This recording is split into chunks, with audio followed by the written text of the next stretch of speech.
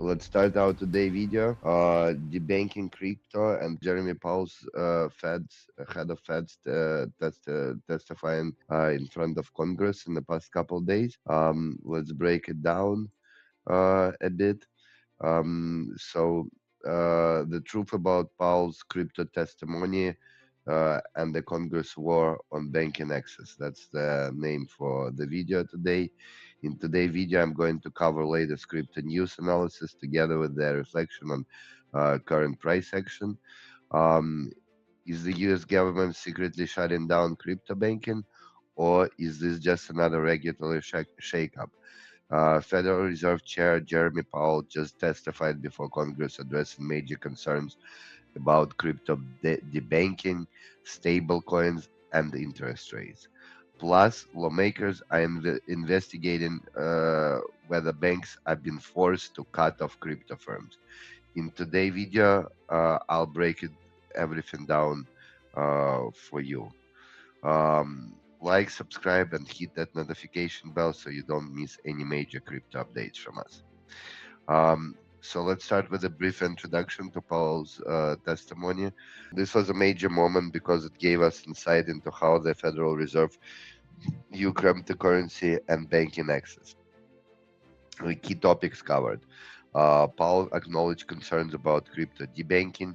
He clarified the Fed's stance on stablecoins and CBDC, as well as he addressed interest rate policy and how they would impact crypto markets as a whole. But before we dive into those, let's talk about the biggest controversy, which is debanking. The hearing on debanking actually held last week. Many crypto firms claim that they had been unfairly cut off from banking services. But why that happened, and is that really happening, and what's the significance and how often that happens? What we know. Paul confirmed that banks can serve crypto businesses if they manage risk. But there are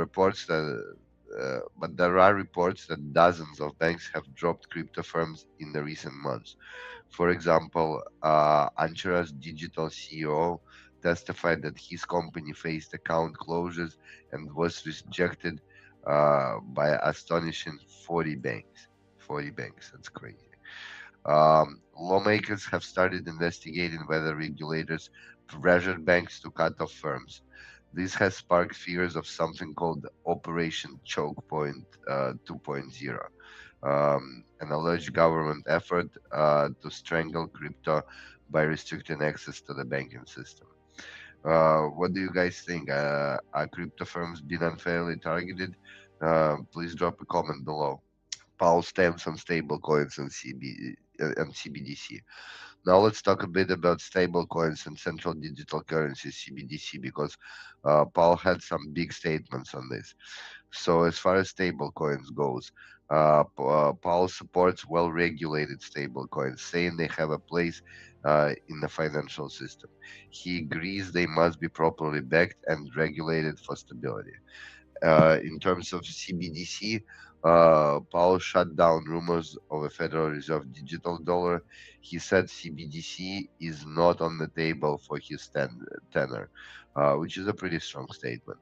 Uh, Overall, this is a great news for decentralized finance because many feared CBDC could replace stablecoins. So for now, it looks like Fed is staying out of launching a digital dollar, but expect more stablecoin regulation in the near future, which shall be interpreted positively for the market, especially if balanced and thought through. Interest rate and crypto market reaction. Of course, we can't talk about Powell without mentioning interest rates. This is huge for Bitcoin and the entire market. Powell key statements on interest rates are no immediate rate cuts are expected. He's taking a wait and see approach. Inflation is near the Fed's 2% target, even though with data published today, we see that it's like not as good as expected, but um, still within the reasonable deviations. Crypto markets reacted calm to his testimony on over to his testimony in general, and particular to its part on the rates outlook, and not been cut, and no forecast of no short-term forecast for the rate cut. Basically, Powell is playing safe, no drastic changes, but also no guarantees. Overall, his regular, normal tone of speech. This means crypto will remain sensitive to economic data and future Fed decisions. So what's next? Congress investigates crypto banking. Meanwhile, Congress is not taking a is now taking a closer look at whether regulators pursued banks to debank crypto firms. What's happening? Senate Banking Committee and House Financial Services Committee held hearings on crypto debanking last week, as I previously mentioned in the beginning of the video. Some lawmakers claim banks were pressured to drop crypto clients. Others argue banks chose to do it themselves due to risk concerns. Coinbase and industry leaders are calling for clear regulatory guidelines to fix that. This is the big question is, will this lead to a fairer banking access for crypto, or is this just a political theater? We'll have to wait and see. Do you think crypto firms been unfairly targeted? Let me know in comments, please. Okay, so the final conclusions and thoughts for today are as following. Powell is trying to take a balanced approach, acknowledging crypto role in the financial system while pushing for strict regulation. Meanwhile, Congress is divided on whether crypto firms have been unfairly cut off banking services. This will be critical battle in the coming months. And several final takeaways, just briefly. Powell says banks can serve crypto firms, but this issue isn't fully resolved. But overall, pretty bullish news. Stablecoins get a green light, but regulations are to come, which is also, I believe, is a pretty bullish news. CBDC are off the table for now, which is great for DeFi. Interest rate to stay steady, keeping markets volatility calm. So it looks like it's kind of priced in already in the current price action, so the markets don't really move on those statements. Congress is investigating debanking. Expect more updates soon.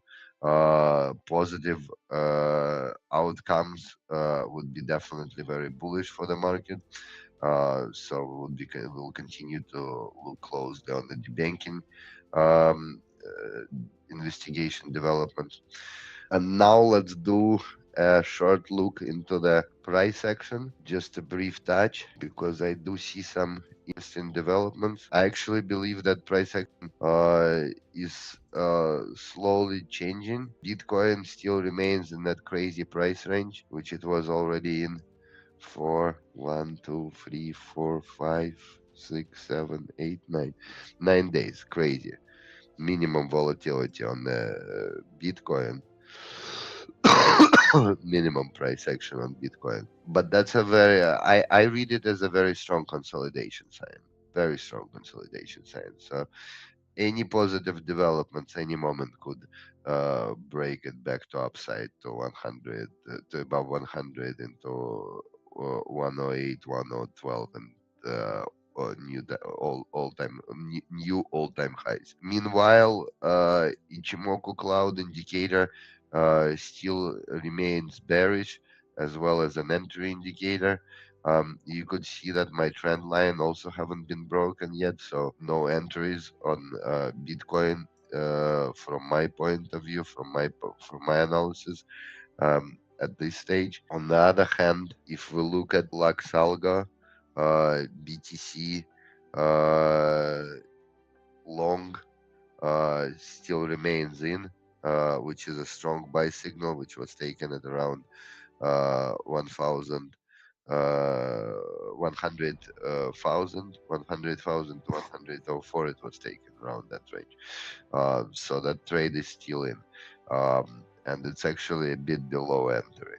I would not say not to consider entry, but to play conservative. I would wait for that line to be clearly broken, and that could happen today because that's pretty aggressive trend line that is pretty aggressive trend line. We broke down that structure. I mean, we rebounds pretty strongly of those supports. Um, so to play safe, I would wait for the trend breakdown and perhaps that trend line retest, but it might just go straight up. Like for example, like it went here, but with continuation, since we see that formation, that triangle formation that we have drawn by Lex Alga, um, is pretty exhausted. So it might just stop that shake, and this level been tested already. The 108 level been tested already twice, seriously. Like here with like a lot of pressure, with like 4 days in a row, hitting it. So I have uh, reasonable expectations that it might go just straight up to 112, let's say, to the top of the premium zone, and then correct a bit back to that, back to below premium, back to that zone where we're trading right now. So BTC overall very strong. Continue to closely monitor it. We'll keep you posted what I see. But again, as I pointed out earlier, we're in a very strong consolidation phase. So it could end any time.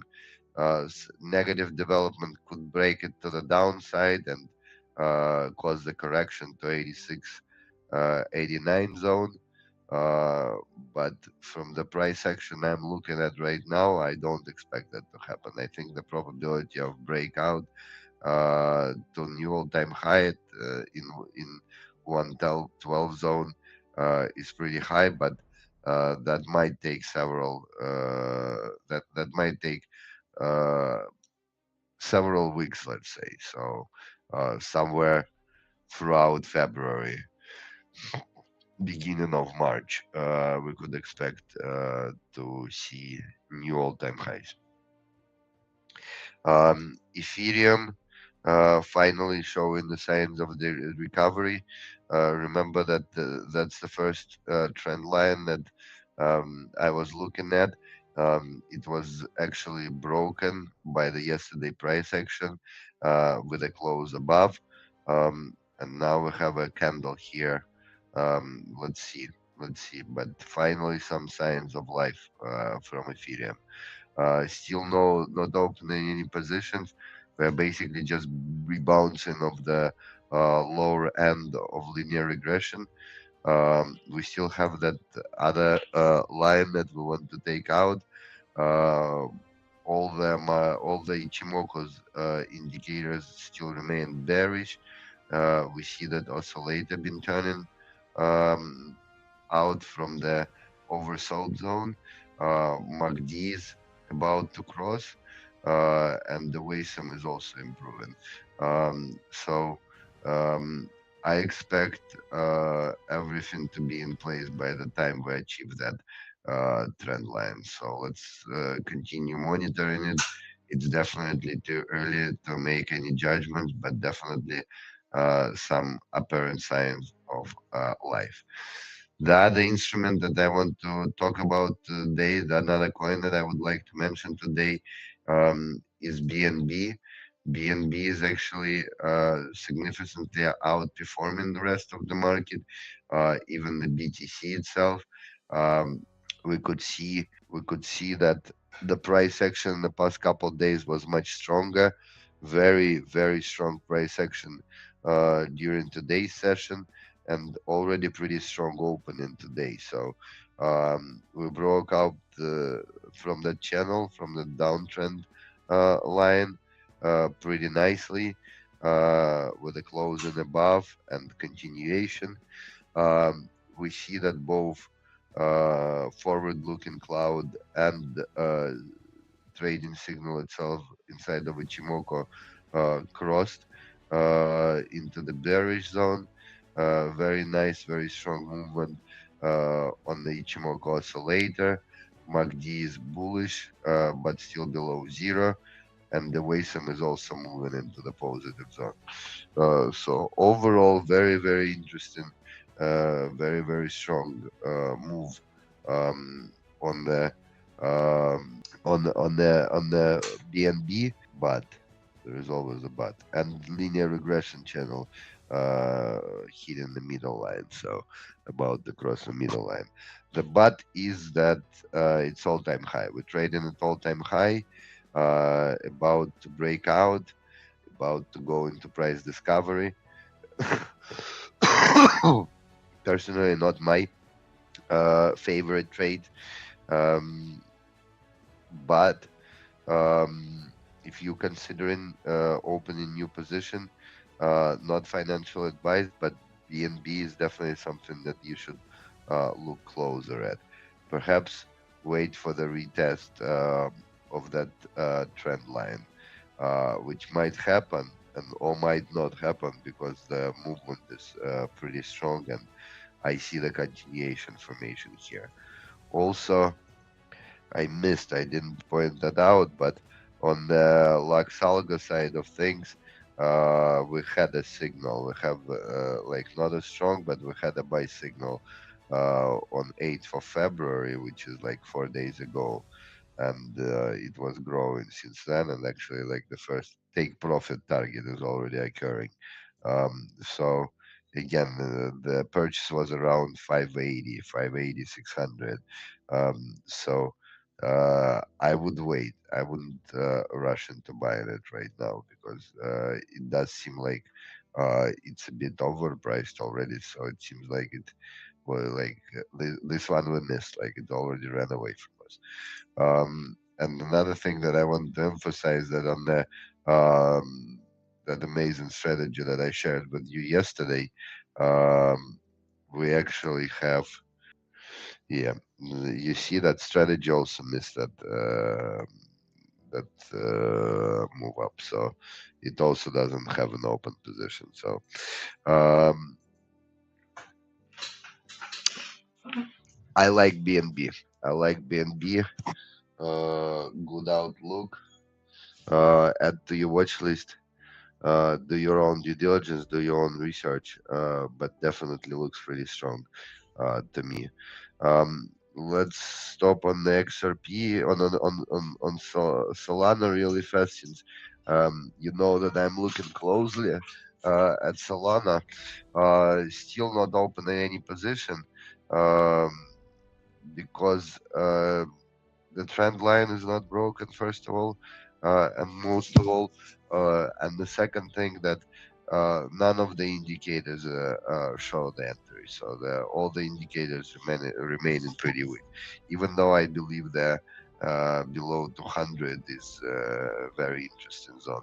So basically 170, 180 zone is an interesting buy zone. Again, my risk management tells me not to try to catch the bottoms and wait for the confirmations. I see pretty strong accumulation here. I see the attempts to break the trend line and to retest it. So I'll just continue to wait for that consolidation to resolve, and then either buy it at discount here if it goes down and rebounds, or buy it around here while it's retesting the zone and getting out of it.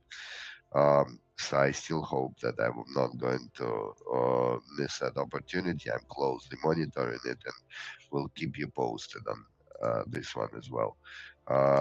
In terms of Algo, also no entry on Solana on neither model. So I feel pretty comfortable with staying with my decision since it's confirmed by both Algo models as well.